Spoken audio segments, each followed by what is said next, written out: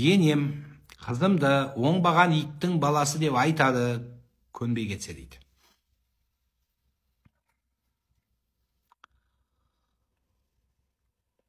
Ол енең баланы айтып тұрған жоқ. Ол саған посыл келіп жатыр. Сенде мәселе бар деген сөз. Айтса түзел, ештеңе жоқ. Айтады, үлкен кісінің аузы мен жабамыз ба, сен жабасың ба, мен жабам ба. Мүмкін қате шығар. Қате болса өз жауап береді жаным. Сіздер алысатын нәрсемен алыссаңыздаршы, тағы да айтамын. Бізде енемен алыса бересіздер. Алыспаңыздар енемен. Сізде басқа проблема жоқ па не үйде?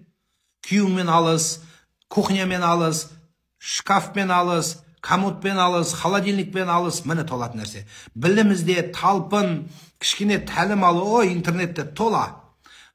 Қаншама торт үйретем, шоколад үйретем, гүл үйретем, соны оқы, кішкене талпын, өзіңді дамыт, сол кезде тебе недоене будет. Түсінесің бе сен? Ене деген қалып қалады мына жақта. А сенің жұмысың бір күйеуді аңду, телефонын аңду, яғни күйеуді емес, телефонын аңду, одан кейін барып, енен аңду. Бұл басқа сенде жұмыс жоқ. Содан кейін проблема осы жерден келіп шығады. Қой о нәрсені. Аллах Тағала жақсылықты, жамандықты жеңу үшін дейді, жаманшылықты жеңу үшін. Адам жақсылыққа ұмтыла беру керек. Жаманшылық өзі кетеді.